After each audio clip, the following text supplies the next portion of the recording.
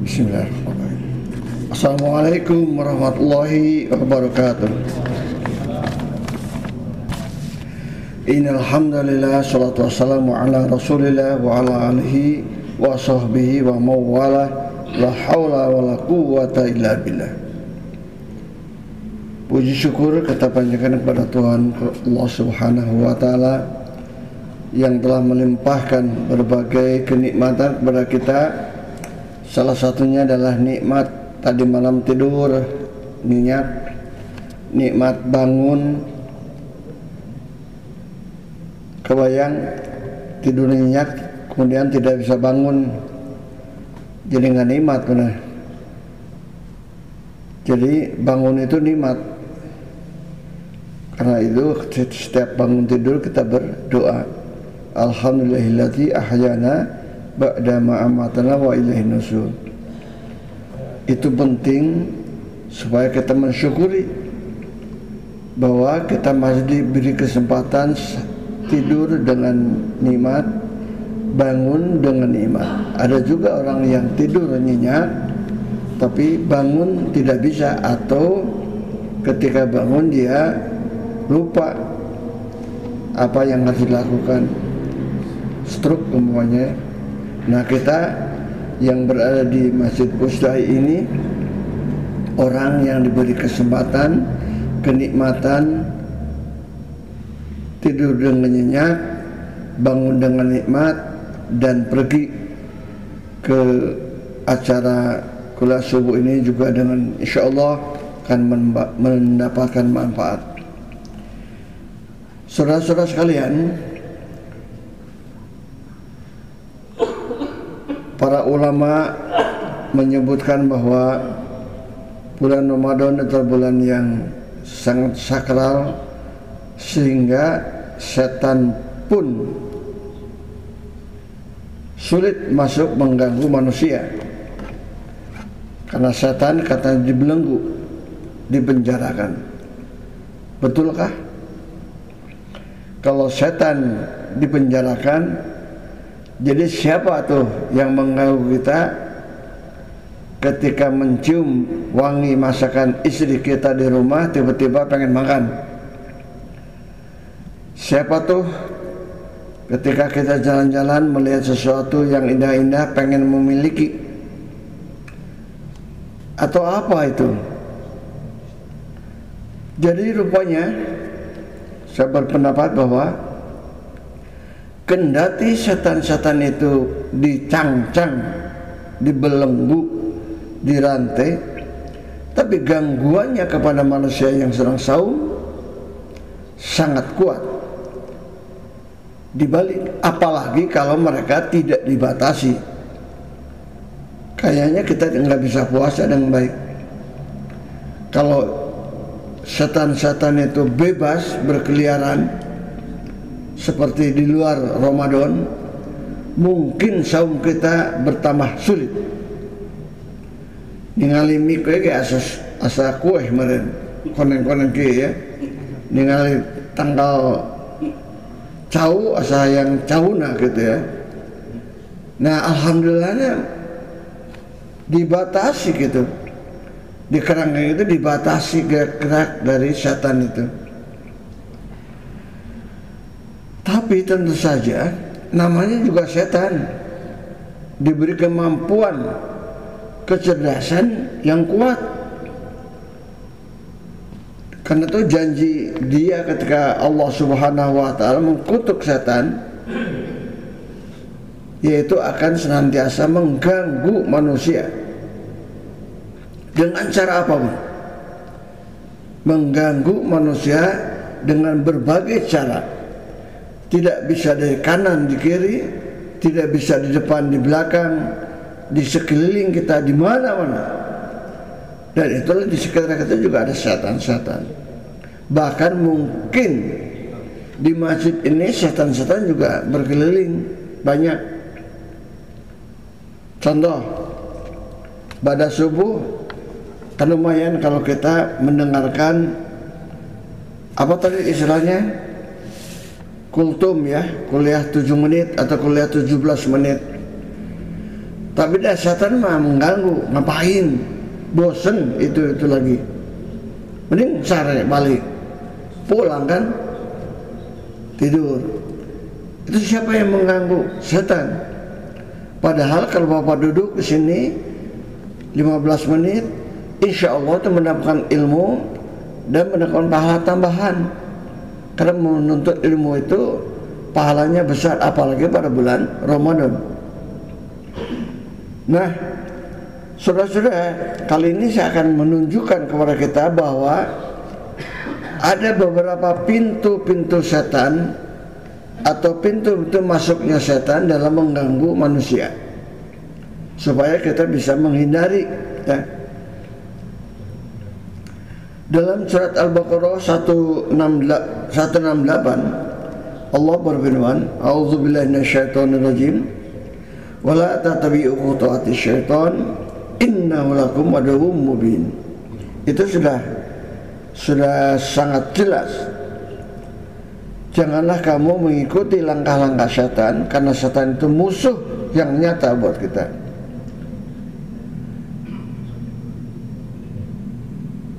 Sudahlah, setan itu sudah berjanji ketika zaman Nabi Adam, dia akan mengganggu manusia sekuat tenaga, karena dia dikeluarkan dari tempat yang nikmat, yaitu surga. Dan orang yang saum pun, walaupun dia sudah mempunyai pagar itu, saum itu kan pagar-pagar untuk tidak melakukan dosa, tetap diganggu. Mari kita lihat pintu-pintu setan mengganggu manusia. Mungkin ini sangat terasa, supaya kita bisa menghindarinya. Pintu yang pertama setan masuk itu adalah dari pintu al-jahlu, kebodohan. Kebodohan itu bukan takdir. Sebab ada orang yang pintar, ada yang cerdas. Kebodohan itu diganggu oleh manusia. Contoh, ketika kita ba'da subuh pengen belajar, ketika kita ba'da subuh pengen mendengarkan ceramah, itu kan untuk mendidik otak kita supaya cerdas. Dah balik keluar. Ya, ini koreksi buat kita sendiri, ya. Harusnya kalau tidak ke masjid pada subuh itu, setelah kita sholat pulang, kan di TV banyak ilmu-ilmu yang dapat kita pelajari, ceramah-ceramah para ulama, para cendekia. Tapi kita tidak mau cari channel yang menghibur, nyanyi-nyanyi, film-film. Itu ada gangguan setan pisan, ya. Setan mengganggu, ngapain ngedengerin pidato orang-orang itu? Bosen, geus apal, sudah tahu. Maka channelnya dirubah ke channel hiburan, mungkin nyanyi-nyanyi, mungkin komedi, mungkin yang lain-lain. Itu yang pertama, karena kebodohan kita. Jadi pada dasarnya manusia itu pintar. Jangan pernah mau dianggap bodoh, karena yang bodoh itu adalah ajakan syaitan. Belajar terus. Pada bulan Ramadan ini, bapak-bapak, saudara-saudara, ibu-ibu, satu hal yang bisa kita laksanakan untuk meningkatkan kecerdasan adalah dengan baca Al-Quran. Syahrul Ramadan alladzi unzila fihi Al-Quran. Bulan Ramadan ini adalah bulan yang diturunkan Al-Quran. Sayangnya kita, tapi ini udah bagus, ya, kita baca Quran malah sekarang hari yang ke-10, ya udah 10 juz kita tamat, karena target kita adalah 30 juz. Pertanyaan saya, berapa ayat yang Anda hafal? 1. Berapa ayat yang Anda terjemahkan? 2. Berapa ayat yang Anda tafsirkan? mestinya tidak hanya membaca, pada hari-hari lainnya membaca mah biasa. Justru pada bulan Ramadan kita mulai membuka tafsir-tafsir Al-Quran. Hayang nyaho Ar-Rahmanir Rahim tenaun. Kenapa Allah bersifat Rahman, bersifat Rahim? Di surat Al-Fatihah tuh blok buka. Biasanya para ulama menjelaskan. Dari situ kan panjang kemana-mana. Itu harusnya. Tapi ya kita sudah lumayan dengan baca Quran saja, apalagi sudah punya target ya. Di tajuk-tajuk di masjid-masjid, target itu jelas sangat ditentukan oleh para imam-imamnya. Pokoknya tiap malam 1 juz, dibaca baik atau dibaca kurang baik atau dibaca cepat. Kebanyakan yang di tajuk-tajuk kecil di musala-musala baca Qurannya itu dibarabad aja cepat, karena pengen selesai 1 juz dalam waktu yang singkat, tidak hanja, apalagi tidak dengan tafsirnya. Bagusnya ya dengan sedikit, walaupun tidak dengan tafsirnya, dengan terjemahnya. Insya Allah itu akan sedikit nempel lah. Itu yang pertama, bahwa setan itu mengganggu manusia dengan kebodohan. Yang kedua, ini panjang ya, berapa menit ya. Yang kedua, al-ghadab. Setan itu akan mengganggu manusia dengan kemarahan, emosi. Nah, cerita puasa-puasa para sakit tuh cacakan puasa para sakit gitu dibalik. Oh ini cacakan puasa masih bisa bertengkar, apalagi tidak puasa gitu. Sing bunuh benar banyak kan. Ada perkelahian berkelompok di TV, lihat malam-malam yang satu bawa parang, yang satu bawa arit, yang satu bawa golok. Bulan Ramadan ya teh, nggak kebayang di luar bulan Ramadan yang setannya sangat bebas. Setan dibelenggu, bukan main ya. Setan mah dibelenggu wae, gangguan anak kuat, apalagi tidak. Ini udah gangguan yang minimalis ya, yang minimalis. Kalau maksimal setannya bebas banget, tidak dibelenggu, tidak dirantai, kita mungkin nggak bisa puasa, Pak. Pokoknya jam 7 terus ngopi, jam 10 snack, jam 12 makan siang, biasa di luar bulan puasa. Kecuali yang uzur ya, yang sakit. Itu satu. Itu yang kedua ya, ghadab. Bahwa kemarahan itu adalah bagian dari setting para setan kepada manusia supaya puasanya rusak, supaya saum kita juga tidak sempurna. Yang ketiga, gangguan setan kepada kita adalah hubud dunia, sangat mencintai dunia. Itu diartikan dengan bagaimana kita kerja tihut-hut dari pagi sampai sore, bahkan ada yang sampai membatalkan saumnya karena kerja keras.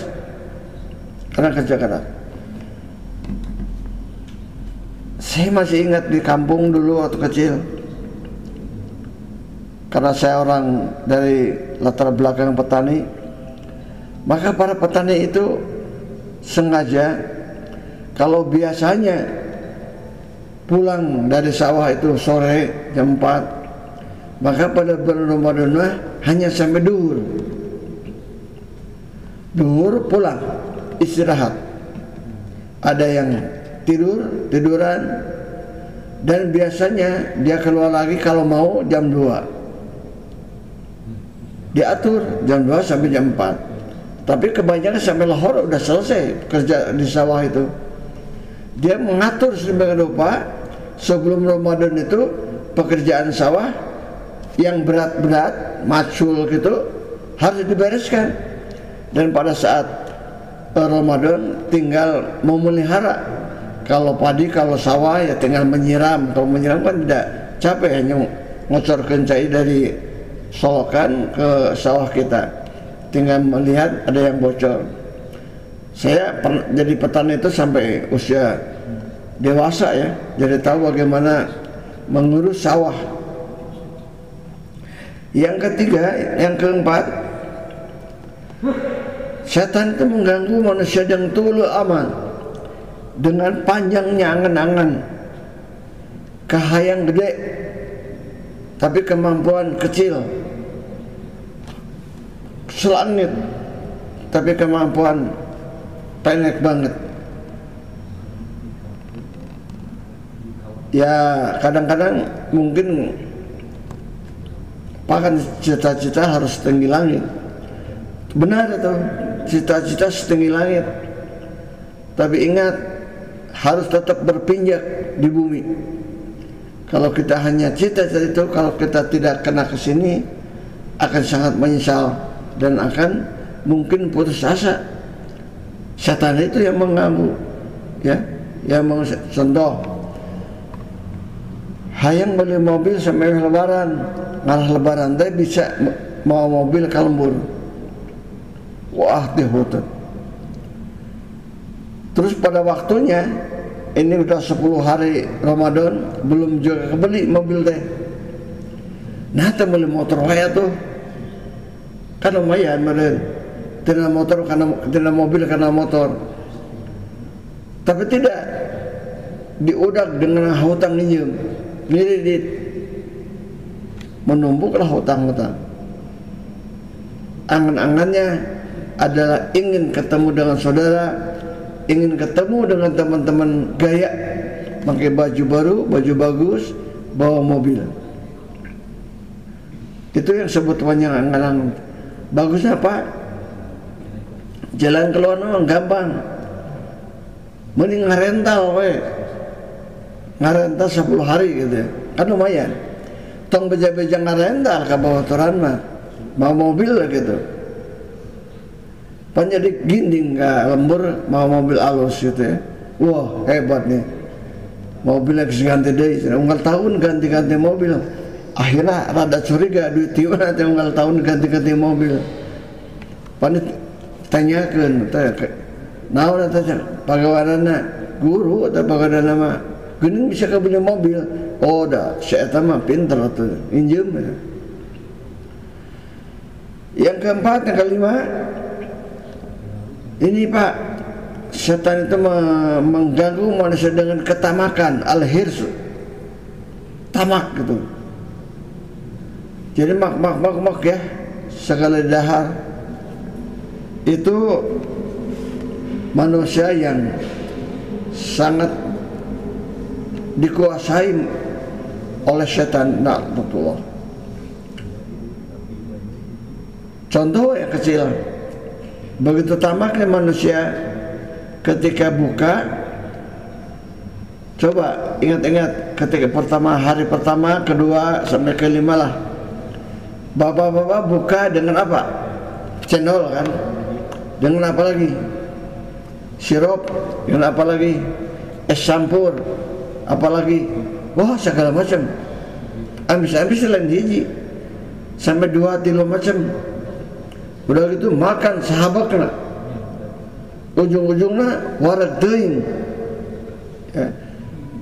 Karena kelamaan, maghrib masih bisa salat dengan khusyuk, tapi isya karena kita kekenyangan udah nggak bisa bangun, saking tamaknya. Boro-boro isya, boro-boro taraweh, warak teuing, duh gue sare. Alasanana pohok cenah. Ya pohok gitu, ada pohok mah pan diampur aja. Pohok mah silakan. Padahal kesediaan di ngaja karena warak dan nya orang pasti sare atuh ya. Boro-boro bangun deui. Nah itu adalah bagian dari godaan setan yang sepertinya itu halus banget ya, halus lah. makan banyak atau halus kan tidak dipaksa, ngeunah wedar minum segala macam. Coba es campur karena kolak karena dari segala macam jeung bubur ayam, bubur kacang, bubur lemu, wah segala bubur aya di situ. Bek masuk perut. Hati-hati Pak. Jadi ketika kita akan buka, ta'ud dulu a'udzubillahi minasyaitonirrajim tuh. Selain Allahumma barik lana ya. Supaya setan tengah ganggu pisan gitu. Nah yang keenam terbalik. Kalau tadi mah tamak gitu, ini mah dibalik sebaliknya al-bakhul. Al-bakhul itu bakhil, pelit, koret. Masya Allah. Pada waktu Ramadan ini kadang-kadang masakan itu sebanyak-banyaknya. Tapi karena mungkin bosan masak kolak itu 2 kuali gede dipicin. Itu kan sayang. Kenapa nggak dikasihkan ke tetangga atau ke masjid? Ngolak bapak, ngolak cau, ngolak walu, sok sebanyak-banyaknya. Yang dimakan kan samangkok, sapiring. Sisanya antarkan ke masjid. Biasanya di masjid Pak sok laris wae. Yang taraweh, anak-anak yang ngaji itu semangat itu kalau ada makanan dari bapak-bapak ibu-ibu. Antarkan, insya Allah akan dimakan. Ya. Kemudian yang ketujuh, setan itu mengganggu manusia, mengganggu kita semua dengan al-kibar. Kibir itu sombong. Bapak, sombong itu bisa sombong kepada diri sendiri, sombong karena kepangkatan, sombong karena titel, sombong karena keluarga, sombong karena anak, macam-macam bisa. Muntah sebut Profesor Dr. Jaja Jahari, wah marah itu. Tidak datang lagi ke saya. Nah saya disebut profesor sana. Hese dengan profesor teh. Tanu kitu nu sombong teh. Ya. Komun mereka gelar-gelar nu leutik. Teng-teman Pak. Profesor Dr. Kiai Haji Jaja Jahari teu menang ti mana kiai teh. Disebutkan kiainya teh. Mun kiai mujib bener kiai teh tah. Da tukang imam rada pantas. Anu bener kiai mah rada hese sebut kiai teh. Ya. Rada teka bangetan sebut kiai teh. Jadi sok tersinggung kalau nggak disebut profesor, nggak disebut dokter, nggak disebut kiai teh. Teu datang deui lamun diundang teh. Harta ge teu sopan pisan ka urang cenah. Naudzubillah min dalik ya. Padahal hebatnya pernah nggak Kiai Haji Abu Bakar Siddiq gitu? Nggak ada ya. Yang ngomong Kiai Haji Umar bin Khattab begitu. Dah pasti geus haji, pasti tetelan Kiai Haji Muhammad komo tanya. Ya kan sahabat-sahabat nggak ada yang punya gelar kiai. Ngan di Indonesia meureun.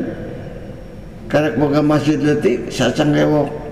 Ya sebut kiai karena bisa ceramah khotbah, saat dia bisa kultum di pustai sebut kiai, bisa wah segala macam.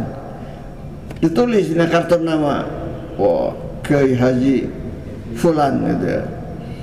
Jadi kebanggaan ya. Ya walaupun tidak beli ya, karena mungkin ke depan kiai itu harus ditebus ya, supaya tidak semua banyak yang pakai kiai. Nah itu selanjutnya adalah hubbul mal. Orang yang itu karena gila pujian.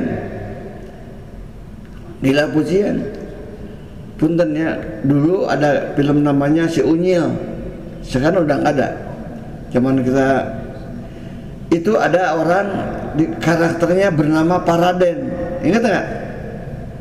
Kalau nggak disebut Paraden gimana? Marah dia.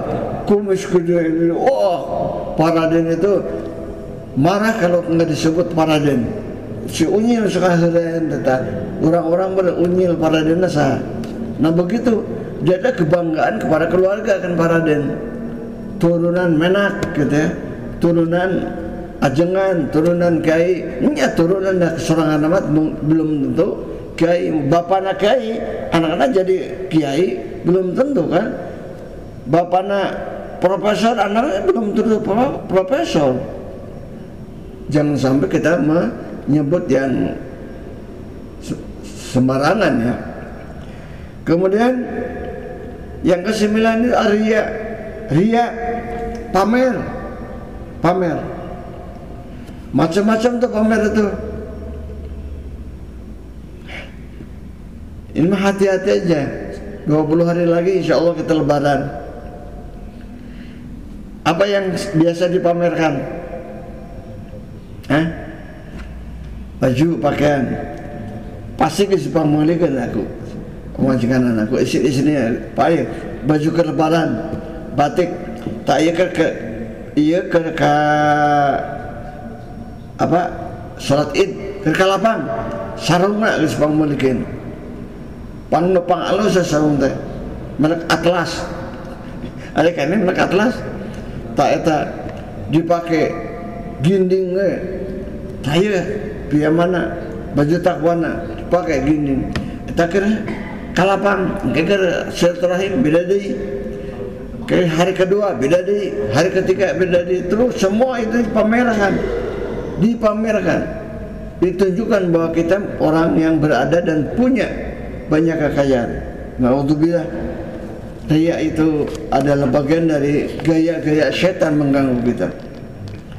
Kemudian yang ke-10 ujub. Ujub itu bangga diri di hadapan siapapun walaupun nggak ngerti. Profesor orang teh, ya profesor. Acak mau diajak ngobrol. Profesor itu maranan mah. Sarwa jeung lain profesor kan gitu. Kiai orang teh. Kiai ge lamun ilmuna biasa-biasa wae sarwa jeung lain kiai. Hati-hati tuh, hati-hati. Jadi kalau ada MC menyebut saya kiai itu sekada getek gitu.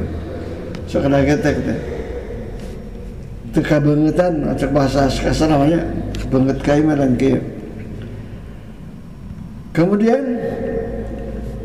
yang berikutnya ini yang disebut dengan al-jazan. Sering panik orang itu, galau, panik itu karena kita mungkin ada pekerjaan yang salah atau yang tidak tepat, maka jadi panik. Kalau nyopir panik celaka. Hati-hati kalau kita punya sifat panik, harus belajar menenangkan diri ya. Kemudian berikutnya ittiba. Ya ini ittibul hawa, senantiasa menuruti hawa nafsu kita.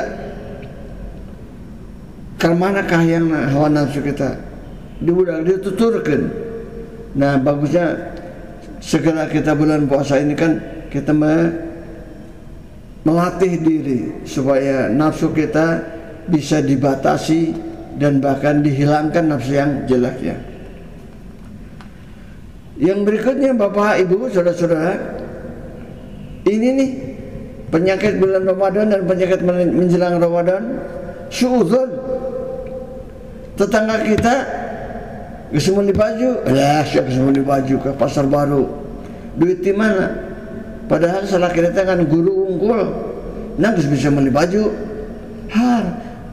Guru kan ada segina gede mahnya. Kamu guru besar, gede menurutnya. Sok aneh-aneh orang teh, itu sok aneh-aneh. Jadi jangan menganggap orang itu sama dengan kita. Ukuran teh gitu, ukuran teh. Tapi rasanya teh ngajar di UIN, tapi kan beli mobil eta. Damaran ka lain tina gaji hungur buating dagang, buating ceramah. Pan ceramah ke semua honor gitu. Kamu orang ini gede berkumpul-kumpul, mending gede oke gitu. Jadi jangan sampai buruk sangka itu jadi pegawai orang kalau kita berusaha itu sakit Pak, gering benar.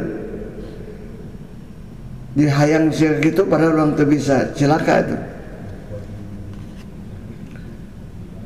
Kemudian yang berikutnya adalah ihtiqarul muslim, suka merendahkan orang Islam, menganggap rendah orang lain teh.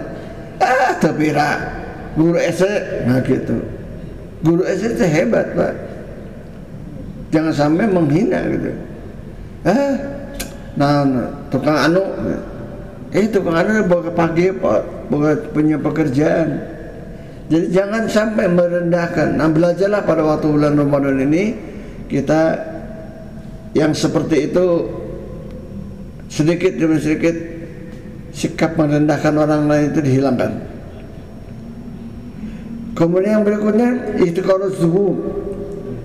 Ini kadang-kadang meremehkan dosa kecil. Dosa kecil teman letik jangan. Dosa letik teh mun sakali lamun 10 kalimat jadi letik ditumbuk kemudian jadi gede. Kamu aja ratusan kalimat. Teu naon ngomongkeun batu sakali mah nya harita ngomongkeun batu dosa lah. Kasore ngomongkeun deui ada 2 kali. Isukan isuk ngomongkeun ngobrol 3 kali terus ditumpuk-tumpuk. Yang kayak gitu yang kadang-kadang tidak sadar kita. Kemudian yang berikutnya al-amru min ma'rufillah. Ini yang kadang-kadang tidak disadari. Kita merasa aman dari ancaman Allah, merasa aman dari ancaman Allah. Lah teu puasa sakali mah teu naon, teu puasa sakali mah engke teh berikutnya teu puasa 2 poe, teu puasa 3 geuning, teu puasa 2 poe teu naon gitu. Dan banyak lagi yang tadinya berasal dari menyepelekan sebuah pekerjaan yang salah. Hati-hati tuh Pak Ibu ya. Bulan Ramadan ini bulan atau saatnya kita introspeksi diri. Dan yang terakhir dari sekian banyak ini, yang suka menghinggapi manusia itu adalah al-qunut min rahmatillah, pesimis dari rahmat Allah. Orang majelma letik mal bisa naon, orang majelma miskin teu bisa naon, cek letik cek miskin dirina kan. Begitu dia ngomong saya mah miskin itu, saya mah letik itu, saya mah bodoh itu. Pada Allah telah menyiapkan segala macam sarana untuk kita semua. Tapi jangan juga percaya diri ting gitu, PDT, percaya diri ting, cilaka oge ya. Orang mah profesor bisa segala macam. Enggak juga ya. Jadi Bapak-bapak Ibu sekalian, itu adalah bagian-bagian atau dari masuknya pensyaitan kendati pun saum ya. Ada yang berpendapat pada bulan Ramadan setan-setan itu dibelenggu, tapi ternyata godaannya masih sangat banyak. Jadi kita balik, cacakan setan dibelenggu tapi godaannya masih sangat besar, godaannya sangat banyak. Mungkin kalau tidak dibelenggu, tidak dibatasi gerakan setan, mic ini dianggap roti, koneng-konengnya kan halus gitu ya, bisa digigit gitu ya. Hati-hati, karena kita dalam kehidupan sehari-hari itu godaan setannya akan senantiasa ada dan merayap sedikit demi sedikit. Kadang-kadang tidak sekaligus. Kalau godaan setan sekaligus kita bisa menghindari, kita cepat bisa menghindari. Tapi kalau sedikit demi sedikit itu nggak kerasa. Saya kira itu Bapak Ibu sekalian, kultum ternyata lebih dari 17 menit ya. Mohon maaf. Kita akhiri dengan alhamdulillahirabbil alamin. Assalamualaikum warahmatullahi wabarakatuh.